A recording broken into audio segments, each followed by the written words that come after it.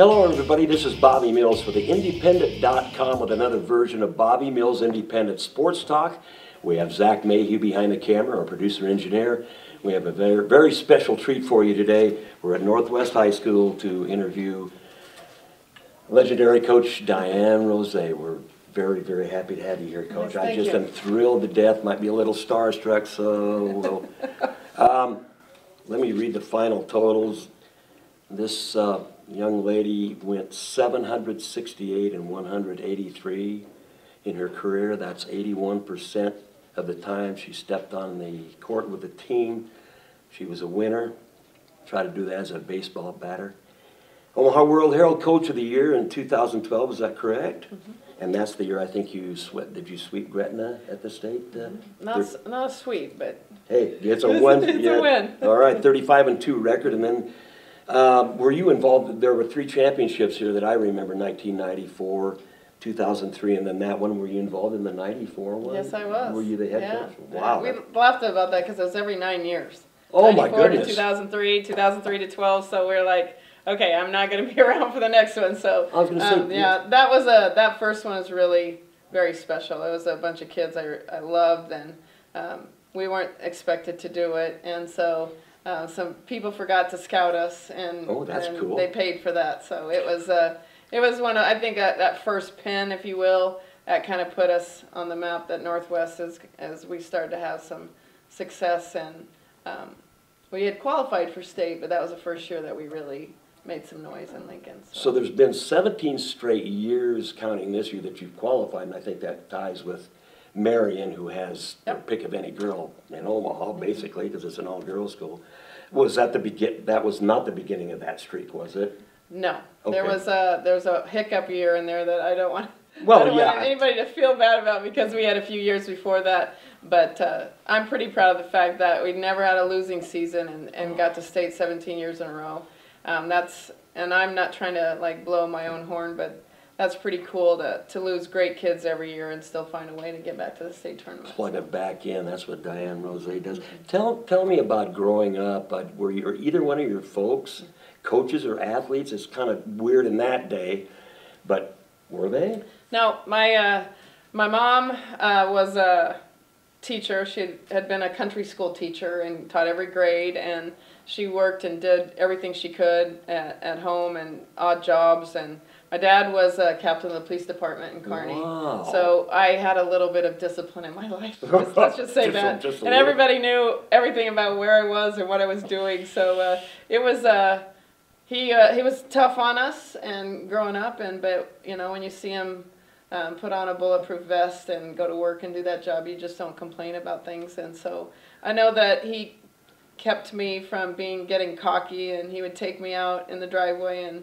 foul me, and you think you're fast? He would race me in the road with his not even tennis shoes on, and he'd beat me, and I'd just be so mad. But I was always trying to make him proud of me, and that was and we just didn't have a lot of sports and club teams and things like that, so we just worked hard. We had jobs, and I played softball. My first love probably was softball. I played softball in slow pitch and fast pitch, and my dad tried to make me into a pitcher, and being left-handed, I actually bat and golf right-handed, but I throw and do everything left-handed, left-handed. So I had to especially order my glove, and it just left-handed was not a thing then, and you tried to switch everybody to being right-handed. So I grew up and I played with the boys. I was probably a tomboy, and when got into high school, and I just thought basketball was I love basketball because you could foul people, and I was aggressive, and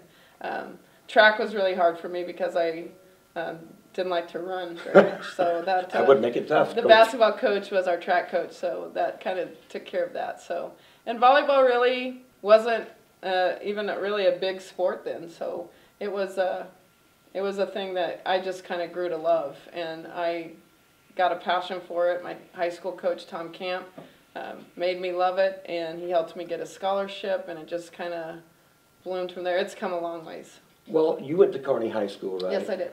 And we were talking before, I do remember that, was it your senior year that you beat Grand Island in the state finals, 1978? But I remember when I was in high school, and I graduated in '67, and we, rode horses to school and things like that. But I do remember there were certain parts of the state that did play volleyball. Yep. It wasn't sanctioned, I don't No. think. But I remember officials saying, well, we went to do a football game. Well, you're also officiating volleyball. What? And so I don't know when volleyball first came in, but it wasn't very big, was it, No. around the state? It really wasn't. And I even think of my dad had to get special permission to use the police video camera to videotape some of my games. Wow. Because Okay. you didn't have videotaping even. No. And so I will cherish that because he's got, I got an old VHS tape that's got my dad and his voice saying, "Geez, Diane, you almost hit that one out of the gym." His sarcastic boy. jokes and things like that, but I still got his voice on that tape, and that's pretty special to me too. Play by play. Yeah. Yeah. So what coaches, did you want to be a coach when you were in high school, or never thought about it? Or? No, No? I didn't really know what I wanted to do. A fireman? No. Yeah, I honestly, I think at the beginning, I grew up and I wanted to be a pilot. And I know that sounds silly and dumb to everybody, but I loved flying, and I would watch shows and I'd see that, so I thought, and I had an offer to maybe go to the Air Force Academy, and I thought, this is perfect. I'm going to go there. I'm going to be a pilot. And I didn't want to go to school for that many years, and I didn't realize what it was going to take. So I came back to Kearney, and I was like, well, there's Kearney State, and so I went and talked to, and so I got an offer to play volleyball and softball both, and I loved both. So I played volleyball in the fall and softball in the spring, and started taking classes, and I liked my business classes. I decided, okay, my plan B, I guess, is going to go into maybe business management, and I thought maybe a physical therapist. I mean, I was all over the place, but I wasn't smart enough in science. So they kind of said, let's go this direction. So I kind of just fell into it. I thought about fitness and leisure management, like running a health club or a Y. If they would have had probably graphic design or sports management, I probably would have gone that direction. And I'd considered being an athletic director, but that was definitely a good old boys club when I was going to school. And it's just, no, and you couldn't do that to have a family and be every night, every weekend. So I was a little bit all over the place and figuring out what I wanted to do, but I think I was meant to do it. I don't know, I didn't plan on teaching and coaching as long as I have, but I really, really like teaching. And I know a lot of people don't think all I do is coach volleyball, but I really like teaching. And I think just being a good teacher has made me a good coach. And I love my classes. I love teaching accounting, advanced accounting. It helps the kids get a skill that maybe helps them get a job. So absolutely, that's a good field. I remember, well, I've interviewed 3 people out here. You'd be the 3rd, and every one of them said they love teaching. Yeah. That's amazing. So I watch a lot of drum videos because I'm a drummer, obviously, and when they interview a great drummer, they always say, what was your game-changing point in your life? When did you figure out you wanted to be a coach, and what made you do that?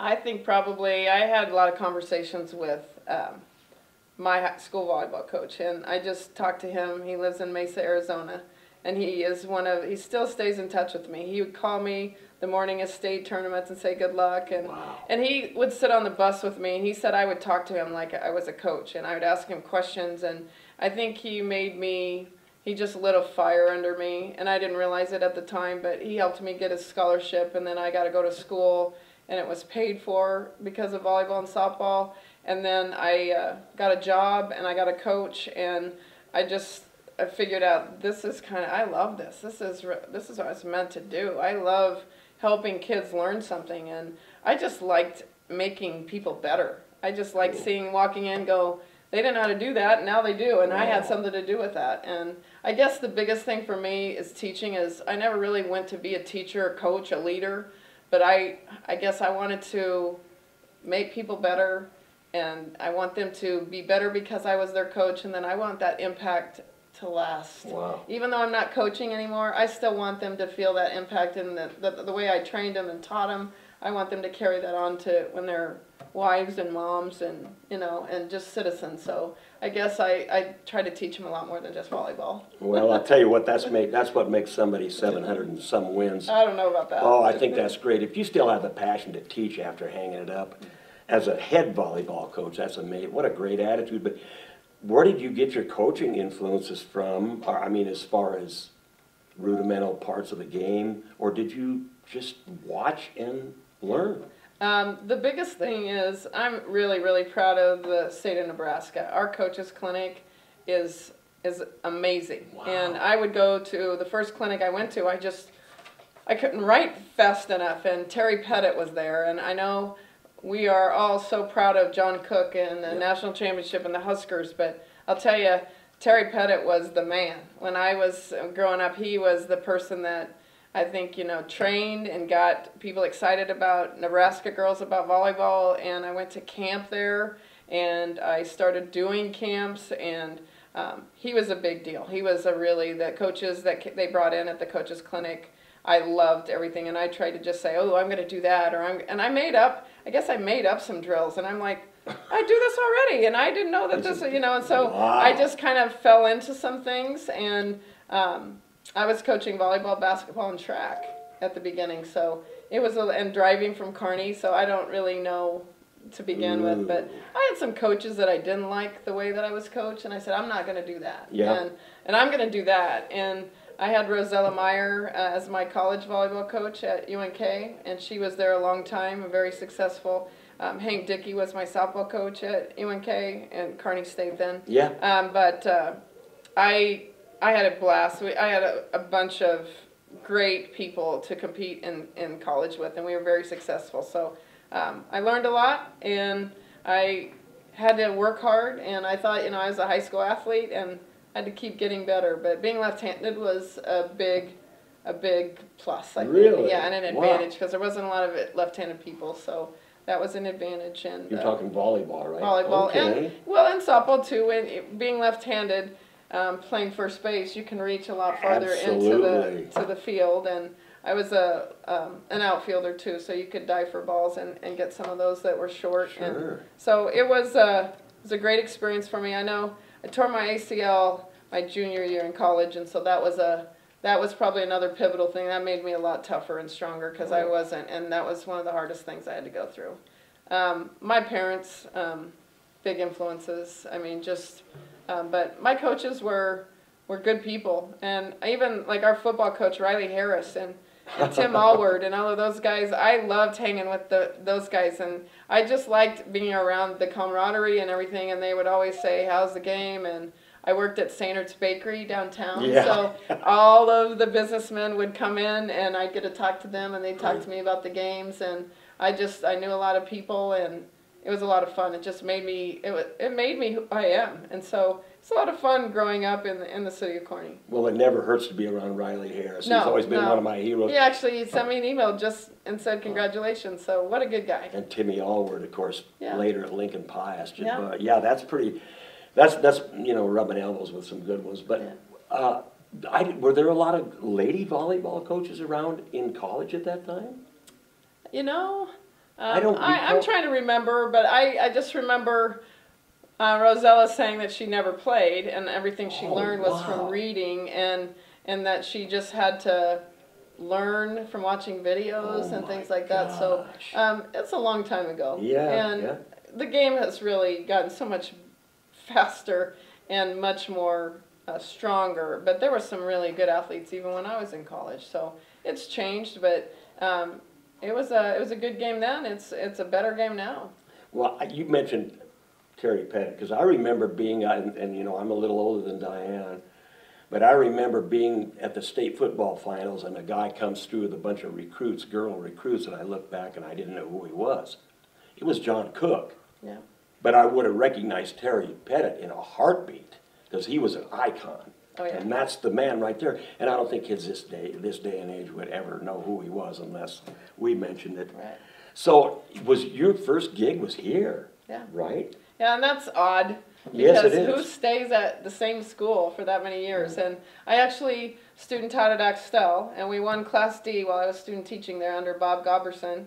And that was a great experience for me. And the student teaching position, I was doing PJ O'Neill, and my other teacher opened an athletic village store in the mall, so my job opened up in the middle of the year. Oh, wow. And I'm like, this is perfect. Yeah. And then they decided they would rather have a men and coach girls basketball, so I was a little unhappy. My father passed away the day before I graduated from high school or college, so it was a tough point in my life, so I just decided to wait and didn't find a teaching job in the middle of the year, obviously, and so worked, didn't find anything, and so I just decided, I guess I'm out of luck. I didn't find anything, and then got a call August 4th, and said, hey, we have a business position opening. Rick Hook decided to go to Millard and opened up late, and so, and I'm like, so I came and I interviewed, and 4 hours I think I was here with the athletic director, the principal, assistant principal, superintendent, and I signed up for everything. I'll coach this, I'll do this, I'll do this, I'll do this, and I've been here ever since. And I never thought I would do that, but it was hard to start with because I was I drove from Kearney for I think 9 years every day, so that was tough. And but it's been a great school, and it's really changed. But it's been a lot of different administrators, and different things have happened and transpired over the years. But yep, I just keep getting bigger and bigger plaques. That's not bad. Who was the superintendent back then? Joe Tojan. Joe, Yeah. and there's another great guy. Yeah. You know, I mean, he was a great athlete. Was your first coaching gig in volleyball? Yeah, The I first was year? Freshman coach. Okay. Freshman volleyball, freshman basketball, and then I helped with track. I was varsity track. So 2 years as a freshman coach, 2 years as an assistant, and then I became the head coach after that. So what? You didn't coach basketball. You never did get the gig, or not? Oh, I did. You did? I coached freshman basketball Everything? for 17 years. Yeah. Oh my goodness. Yeah. So a lot of people probably don't know that, but yeah. No, I didn't. Yeah. Oh my Yeah. goodness. So, yeah, looking at the big picture from the beginning to the end, I don't know if you can put a finger on it, Coach, but what would you attribute the biggest part of your program success to? Because you didn't probably have a youth program to start, or did you? No. I mean, I don't remember ever hearing about that. No. We tried. I heard of all these clubs and things like going on in Lincoln and Omaha, but we didn't do that. And I was coaching basketball, so Yeah. no. Well, yeah. And I was coaching track, so no, I had no time. Plus, I was raising my own family, having children, and so I guess we tried at the beginning to do a Grand Island club and have all the Central Catholic Senior High and Northwest kids playing the Yeah. club together, and that lasted a year. Oh. So that didn't work out very good, and so then we decided to run our own club, and I would say that probably was a big deal, and that was helpful in developing kids. And we don't do anything like overboard, practice once a week, play in 5 or 6 tournaments, don't charge hardly any money, just have them play a little bit more, and that's been, I think that was a big deal. I think really getting involved, I was big into lifting weights, so I kind of said, girls, if we're going to have a good team, we have to get stronger. And my first year, there were girls that could only lift the bar. And I'm like, quit messing around. It's Yeah. only 45 pounds, Yeah. you know, and they're like, this is all I can do. And I'm like, oh dear. So we started doing some plyometrics and doing a lot different things than just running the mile. And some of the things that it doesn't make you a better volleyball player. No. So there was a lot of different things that we did in training them to be athletes. And it's okay to do this and to be in the weight room with the boys and some of that. So I give our weight room guys a lot of credit. I know all my assistant coaches, we made a pact and we kind of made a commitment, said we're going to do this. So Very good. we had to work in the weight room and we were there supervising. So And that takes time. It and takes probably time. early in the morning outside of school time, too. yeah. That GI Vikes program, is that what you're talking about when you started that? Yeah. And that's been, what, 20 years? 19, 20 years, yeah. So in the summertime, even to the day, did you ever, were your girls ever playing on traveling teams, or was it always in Northwest? No, some of them played on traveling basketball teams. But not there wasn't volleyball. really anything else then. So there wasn't the baseball and softball, and there wasn't there was just a little bit of basketball. There wasn't really, mostly just you took the summers off and you went to some team camps, and that's kind of when team camps started being a big deal, and that was fun. And then league started where you played once a week, and Yeah. we got involved, and Bill Root does a good job at running a league in Grand Island here, and some good competition. So we kind of did that, and I would say we just asked them to make a commitment, and you had to do a little bit more outside of the season if you want to be a real athlete, and you have to start. And we had camps in the summer that we would go to, and I think As we a just team, kind of, though, yeah, right? as a team. Yeah. And even some kids would go as individually to make themselves a better setter or a better hitter. And so I think just a little more, and then it kept being a little more and a little more. And I'm not going to lie, it's gotten to be where it's so much for the kids, but it's a lot on the coaches too. And it's just that year-round is tough when you're out for 2 or 3 sports, and every sport is year-round.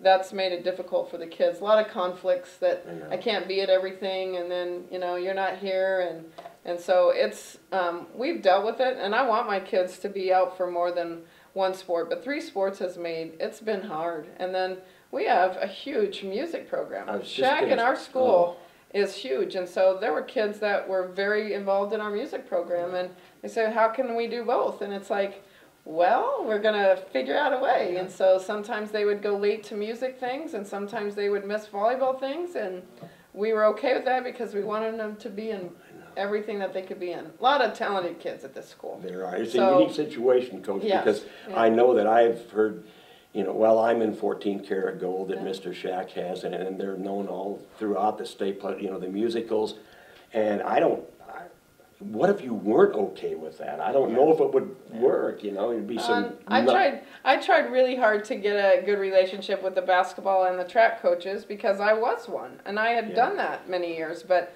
they didn't favorably look on girls playing volleyball during basketball season and having the nets up on Sundays and seeing that, and we didn't want them to be too tired, and so they could compete in their other sports that were in season. And so it's been a lot of people that have been just okay with it, but I don't think that we were, you know, at the expense of something else. I don't think that we did that. I thought we did it the right way, and I would guess you'd have people, you know, maybe argue that, but I felt like that was, we took into fact that when there was a big track meet or something like that, I didn't want them, so we would say, let's not play in a tournament this weekend, or we always tried really hard to have that balancing act where they could do everything.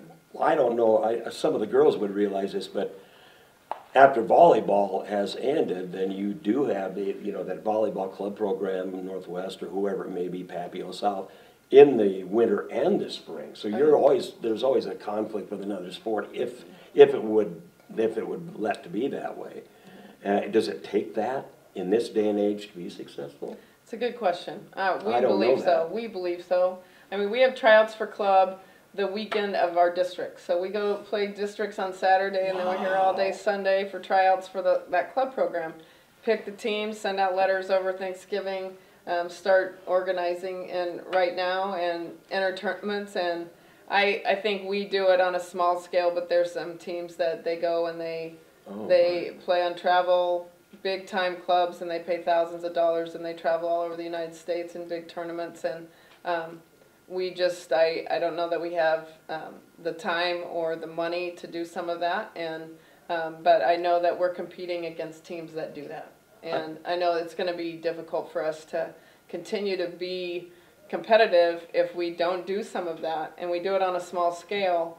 And I think just that, when you get to that upper elite, that echelon where we do a great job, but when you get to that point where you're playing in Omaha Scut and you know what they do and how much that they do year round and off season, and it's going to be hard because it's something I'm really proud of our kids. We usually overachieve, and sometimes we qualify for state when we had no business qualifying for state, but we'd get to the finals that span in there where we had a bunch of runner-up finishes. I know a lot of people just say, oh, you know, 5, 6 runner-up finishes, but you know, it was, you know what, I'm going to tell you that we had no business probably being in the finals that many years, but yet we had chances, we had opportunities, but when you look across the net and it's Division I, Division I, Yeah. Division I, Division II, it makes it difficult to, when you're looking at your side of the net, you maybe don't have those Division I athletes. That's But you amazing. have kids with big hearts and work their tails off, and they do everything they can. And there was a few years the luck fell into our laps and we got it done, but it's pretty hard to do in Class A and Class B.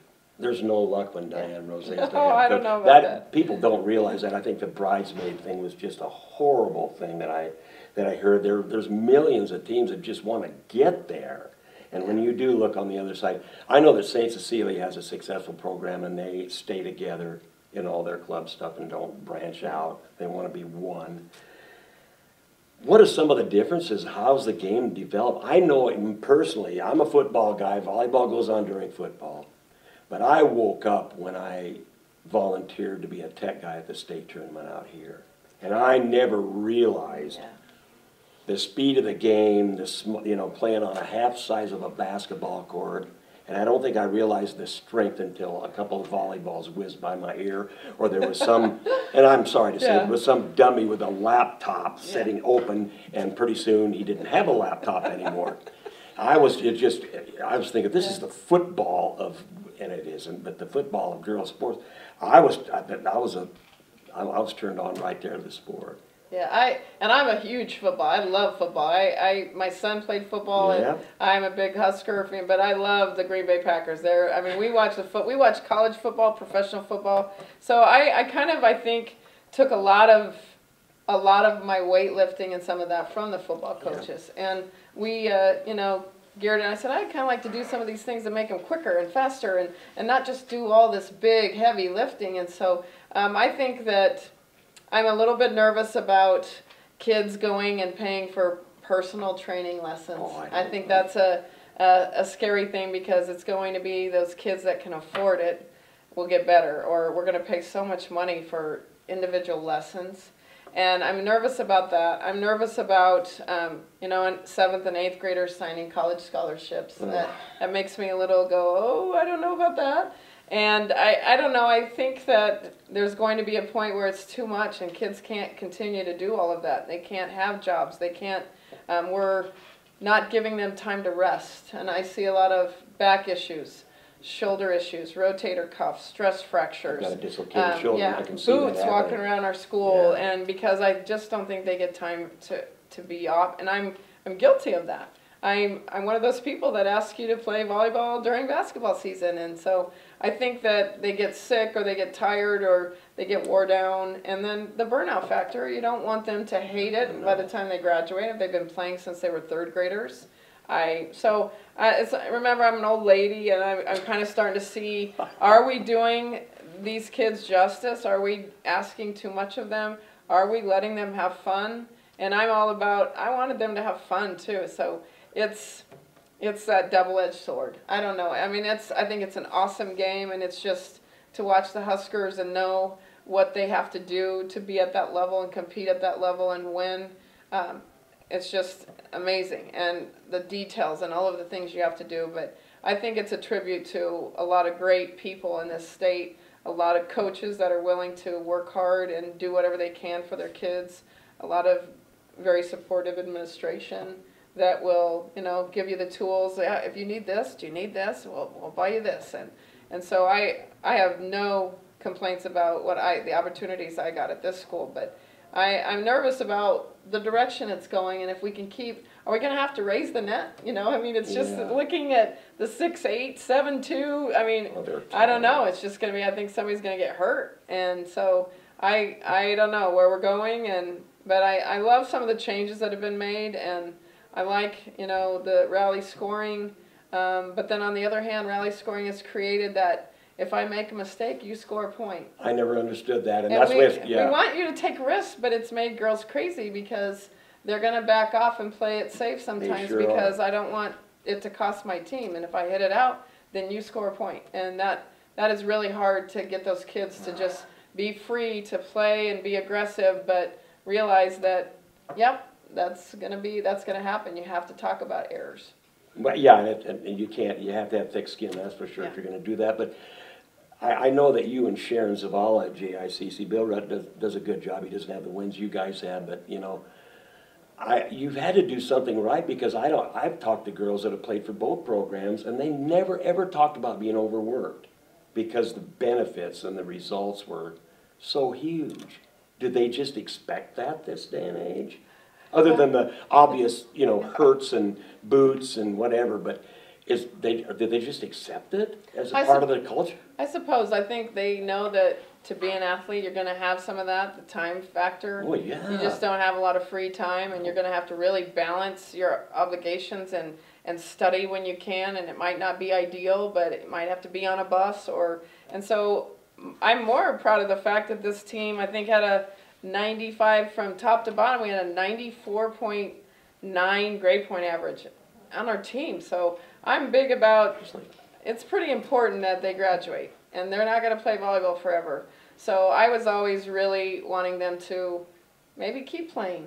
I hope that you still like it. I have some kids that are coaching. I have kids that stay in touch with me. I don't want it to be where this is something that you're going to dread and you don't want to come. I want you to want to come to practice, and I don't want to miss, because I know that something fun's going to happen, and I want to be there, and something crazy's, and my glasses might be like this because I got hit in the face with the ball, and we laugh about a lot of things, but I know the kids work really hard, and they have, I know at Central Catholic Senior High Northwest, they have that expectation. You have to do well. And when you grow up and you have a lot given to you, and you have practices and club stuff, you're expected to perform. And we never ever expected perfection, but I have high expectations, and I wanted them to be excellent. I wanted to be them excellent daughters, excellent, you know, students. I wanted them to just adopt that championship culture and just be that way all the time.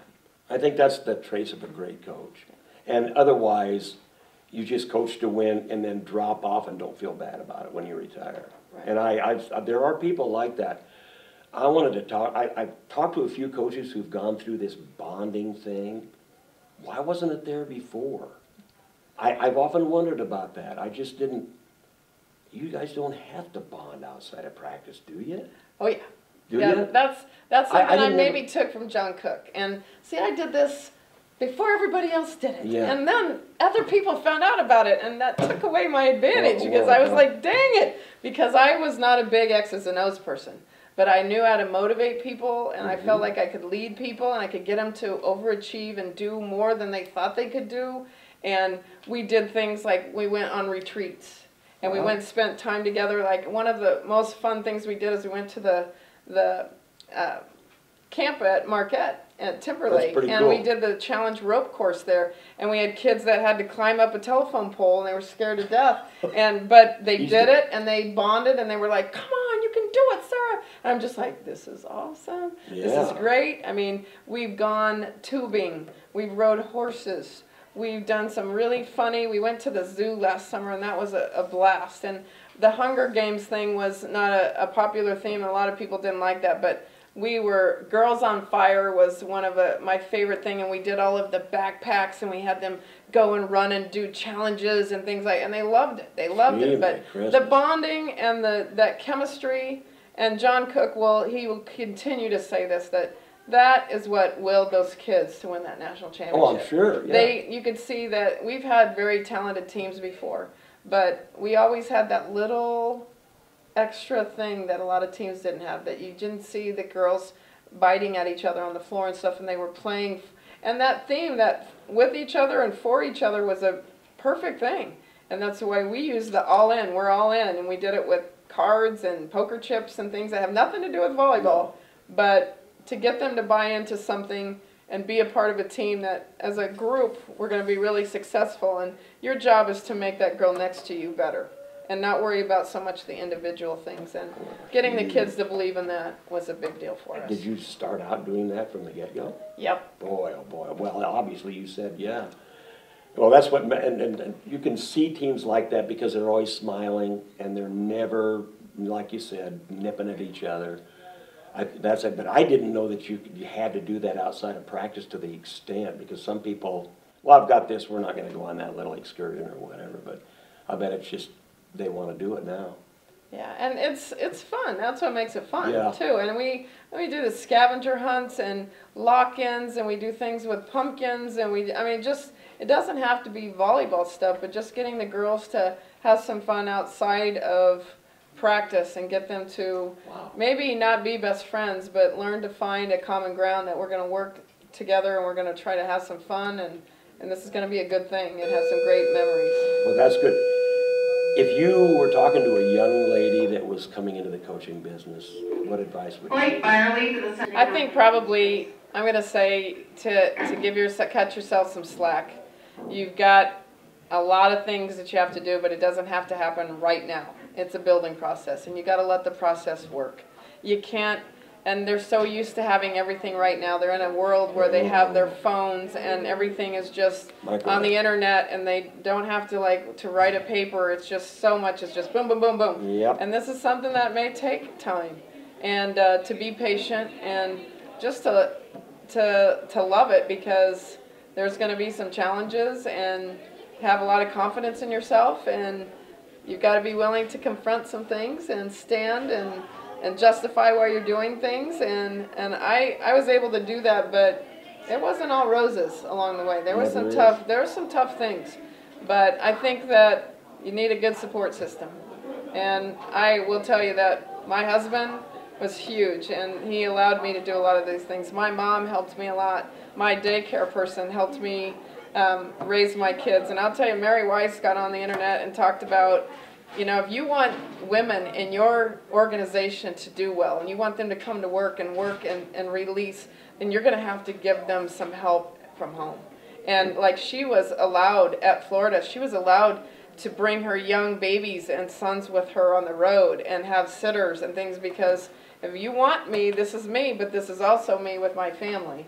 And so my family situation has grown, and I got a chance to coach both my daughters, and they both went on and played in college, but that was really, really fun to have that situation. But it's hard. You know, when they go to college, your life accelerates, because now you have your high school season, the college season, and then you're following your son playing football. And it got to be a little crazy. We'd go in different directions all the time, but I think that it's going to be hard for women today to coach as many years as some of the older ones have, just because things have changed, and it's hard. And it's so much is expected, and it's hard to have children and do a good job and be everything to everybody around you. And I think that's probably, I just didn't feel like I had the energy, and I wasn't doing the job I wanted to do for my kids. So I think let's let somebody else try, because I didn't think I was doing justice to what they deserved. I don't think it's possible, like you said, to have somebody in this day and age in the microwave society to coach for 30 years. At the same school would be very rare.